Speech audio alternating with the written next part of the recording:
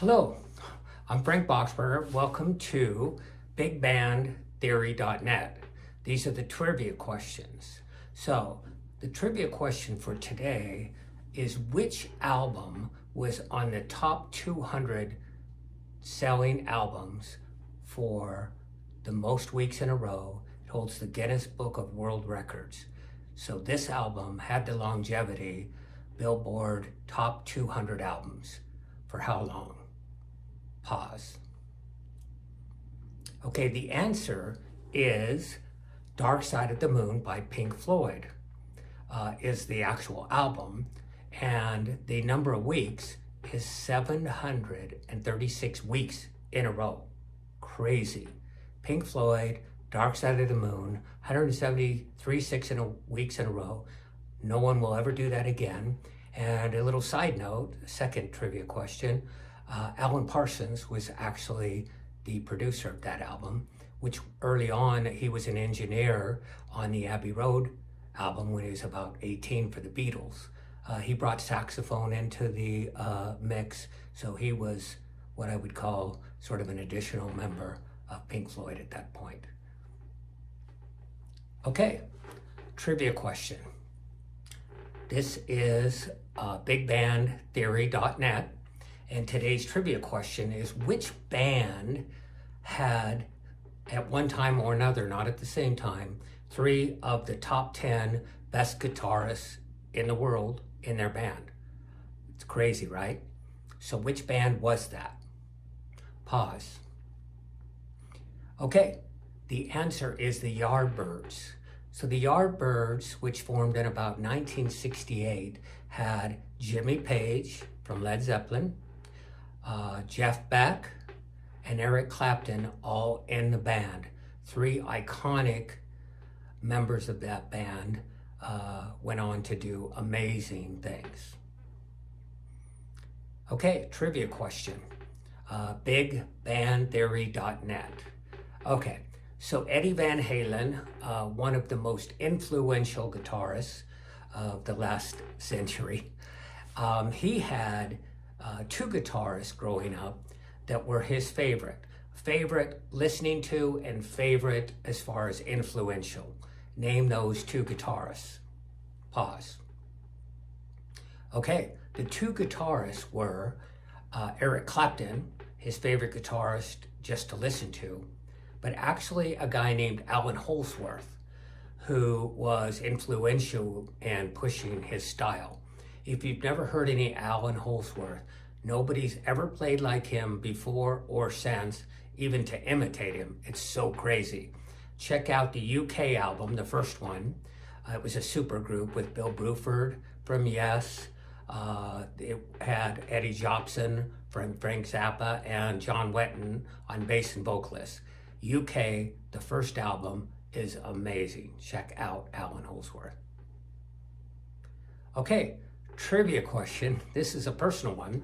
I was actually sitting with this on the same table when I met George Benson and his son and some other guys, and he broke out and asked this question, who he thought was the best guitarist in the world.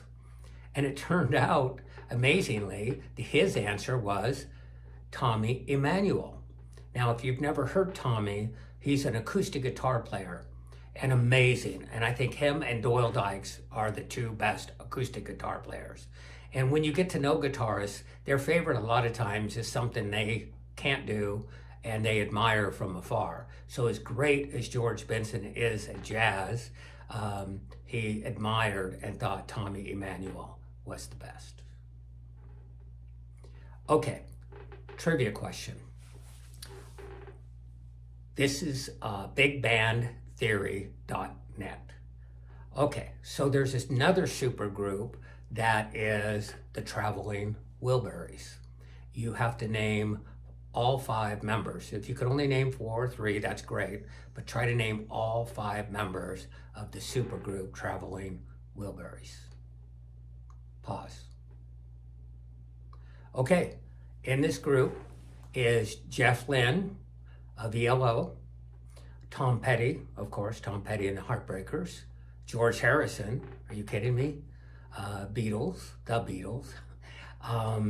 Roy Orbison, total iconic. In fact, he wrote Pretty Woman that later Van Halen covered, and they did a great job. And then lastly, of course, an iconic figure even to the Beatles at the time, Bob Dylan. So that's the answer. Okay, trivia question. The supergroup UK, a lot of people haven't even heard of UK. They are amazing. They have 2 albums. The first is the best and has the original 4 members of UK. And name those 4 members. Pause. Okay, the 4 members are John Wetton, bass player and singer, formerly of King Crimson, later to go on and form the band Asia. Eddie Jobson, who was with Frank Zappa, not only an amazing keyboard player, amazing, but also an electric violin player like no other. So just crazy. Check out some of their stuff. Third was Bill Bruford, former drummer of Yes, and the other one, Alan Holdsworth. Now, Alan Holdsworth wasn't as well known, but amongst guitarists, he is unlike any other. Nobody's ever even been able to replicate the way he plays. It's stunning and unbelievable. Check out that UK album. You can go to YouTube and find out all about it. Okay, trivia question.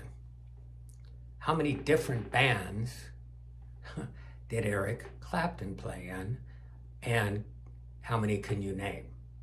Pause. Okay, Eric Clapton was in more than I will even be able to name, so I'm just going to give you a few. A couple of supergroups he was in was Blind Faith, Cream. Those were 2 supergroups that he started.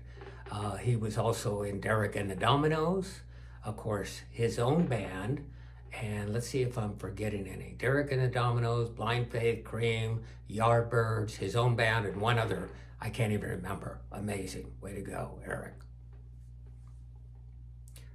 Okay, trivia question. This is bigbandtheory.net, and this is our question of the day. So the Beatles, not Beatles, the Beatles had 4 members. In fact, another trivia question is, what was their nickname? We'll get to that later. So the Beatles were often said, who was the 5th Beatle? So name one of the 3 people that will be sort of given credit of who is the 5th Beatle. Pause. Okay, number 1, not in any order, is Billy Preston. So when they were on the rooftop playing, Billy Preston sat in on keyboards and played some of the keyboards on some of their albums. Amazing keyboard player, Billy Preston. Number 2, again, not in any order, was George Harrison, simply because he played the lead guitar and was very good friends with George Harrison until he stole George Harrison's wife, which he nicknamed Layla. Later, they became really good friends again and called themselves ex-husband-in-laws. I thought that was funny. And then third, which I really think is the real 5th Beatle, is George Martin. He produced all their music, and I believe brought so many ideas and such creativity to the production of the Beatles' music. Okay, trivia question for bigbandtheory.net. Okay, so in the 3-member band ZZ Top from Texas, there are 2 of the group that have this super giant beard. They were known for their big beards. And there was only 1 member that did not have a beard. Name that member.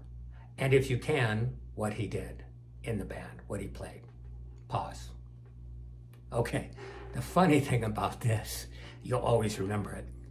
The 1-man drummer that did not have a beard in ZZ Top, I can't make this kind of stuff up, Frank Beard. His last name was Beard. You'll never forget that. Okay, trivia question. This one has to do with Cheap Trick. So I remember seeing Cheap Trick when I was in high school. They were just so amazing. And one of the things that blew me away was the bass player.